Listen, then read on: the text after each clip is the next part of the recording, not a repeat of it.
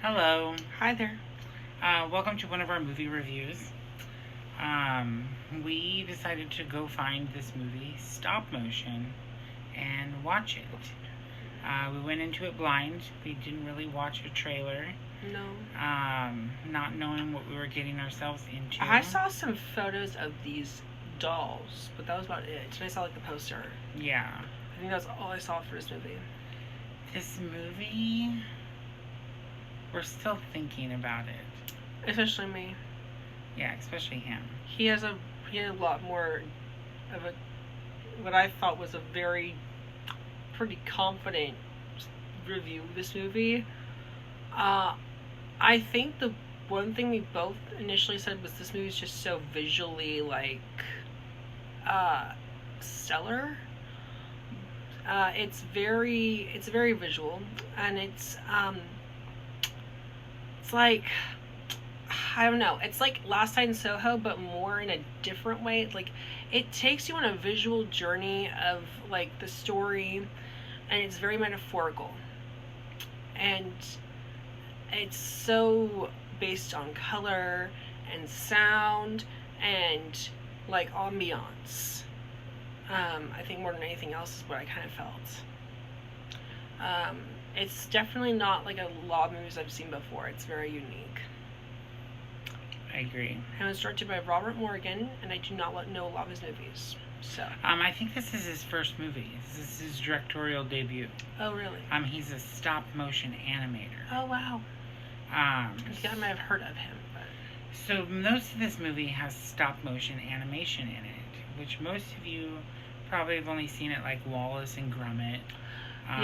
Or Chicken Run, or any of those movies that have or Coraline, Paranorman. Those are all stop motion as well. So this has stop motion incorporated into it. It does. So basically, the story, we missed the first 5 minutes, but yeah. From what we got, this girl lives with her mother. Her mother used to be a stop motion artist, and she was very famous, and she now has arthritis or something really bad. Arthritis? Or I thought it was something that she can't. Maybe she can't move it herself. Oh, that's right. I'm thinking of later in the movie when she goes to the hospital. No, you're right. Yeah. So the beginning, she has arthritis or something, so she can't can't move her wrists that well. She wants to make this movie with her daughter, and she's. I'm sorry, I cut you off. No, you're fine. She basically can't really. She wants to make this movie, stop motion movie with her daughter. Her final movie before she dies, and which she says anyhow. I don't know. And she's very controlling and manipulative, and kind of and can be kind of bossy, a little bit mean, or emotionally abusive. But her daughter is really good at moving these characters, but her mother is just very orderly and controlling, and wants to manipulate everything, and which is why I think probably she loves doing what she does as a director of these movies. When these little movies that they do, I really don't know what but she ends up going to the hospital. I forget exactly why. Do you remember? She has a stroke or something. Something happens. Or a heart attack. A very serious at the very beginning of the ailment movie that comes over her, and she ends up going to the hospital. And she goes to the hospital. So then her daughter feels lost without direction. She kind of was I'm used to doing these stop motion movies. I'll just try to make them. But she doesn't really know how to do that because she's so used to being under her mom's control that she doesn't really know how to make a movie. So she's trying to make this one movie about a girl who sees her own fate, which is death. No, she's making a Cyclops movie. Yeah, that's what it is. Oh. It's basically she's this character that sees her own death. Oh, okay. That little lady Cyclops, she sees her own. Oh, yeah. Okay, I remember that story. Yeah. Okay, yeah. Yeah, that is the story. It's a Cyclops, but yes. So, long story short, she moves into this new apartment after her mom goes to the hospital, and she runs into this little girl. Who, runs into her office, basically. Yeah, who, is nosy. Yeah. And this little girl starts telling her that she should change the story, and she should make it her own, and she starts telling a story about this little girl lost in the woods, and that something is after her.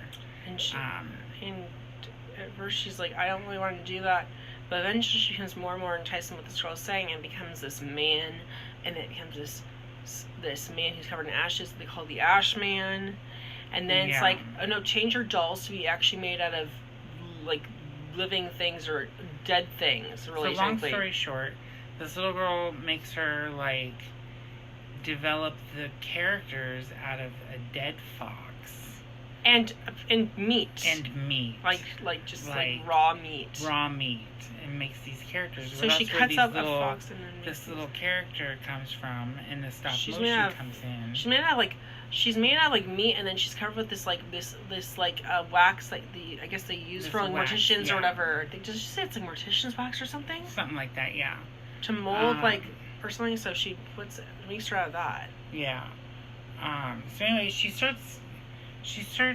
How do I say this? It starts coming to life, like in her head. She starts to feel like she's this girl. It's very psychological, and as the movie progresses, you kind of are wondering like what's going to happen next with the Ash Man and this girl in the woods, and basically she goes insane. Not insane, but like she loses her mind. That is insane. Yeah. That is basically when she loses her mind. She ends up, spoilers, but she ends up killing her boyfriend's sister, and then developing new characters out of their bodies towards the end, and then the movie that are larger. Well, so what happens? I just took it that this girl is invisible to everyone except for this woman. Apparently, yes. No one else can see her really. No one acknowledges her existence. And the reason why you start to figure out that she's not really real is there's a scene where all of a sudden she thinks she kills this little girl, she strangles her to death. And then she pops up behind her, it's like a few seconds later saying, did you get that out of your system? Or something like that. I forget the exact lines, but it was something like that. And then basically it leads her into this sense of she wants these characters to be more and more lifelike and become her. And early on in the movie, she sees herself as like she's being chased by the Ash Man and thinks it's real, and you start to wonder if it's real or in her head and what's going on. Is what I saw it as, and then kind of like slowly transitioning to her killing her boyfriend and sister, turning them to more life-size versions of these dolls that move on their own. And a gross scene with her digging something out of her leg. She basically, so she trips and falls when she's being chased by the Ash Man in her head or whatever at one point, and then her splits her leg, and then does something to her leg, so she just gets surgery on it, and then she has stitches, and then she ends up, because of what the girl says about making it part of herself, opens up her stitches and pulls a piece of her, like her flesh or some part of her leg out of her body. Yeah. So anyways, long story short, this movie ends, it just ends. It ends after she pulls parts of her, like her face turns into clay, and she pulls it out and feeds the monster, and it eats her, but then she's still alive, which I think is a metaphor, but I didn't really get that. She dies at You got that. I didn't really get that. I was so confused. She dies at the end. We need to watch it again. She gets her apparently need to watch this movie twice. Eaten, but like, what the heck? I was just so confused. This movie confused me. The ending is very confusing. So it was a great movie, I think, until the end. My thing was, I just felt the story was kind of like it too was abstract, a little slow at the beginning. I just thought it was like it was Picasso, but it was also just like kind of like, what the heck? Like, I didn't follow what was happening. See this movie for the animation. Yeah. The animation is fantastic. I personally would recommend watching this. Stop motion is fantastic. Personally, I recommend watching this for the visual effects and maybe the one actress's performance, and not really the story, which sounds kind of mean, but I didn't really get much out of the story. I got more so out of the performance and the visual effects of this movie. So as of right now, this has a B- in my I'm going to give it a C or B- as well. I'm not really sure. I'm kind of torn, but yeah, this has been a review of Stop Motion. But check it out. It's in theaters now. Yes. And like and follow for more content. Thanks for watching. Thanks for watching. See you in the next video. Bye. Bye.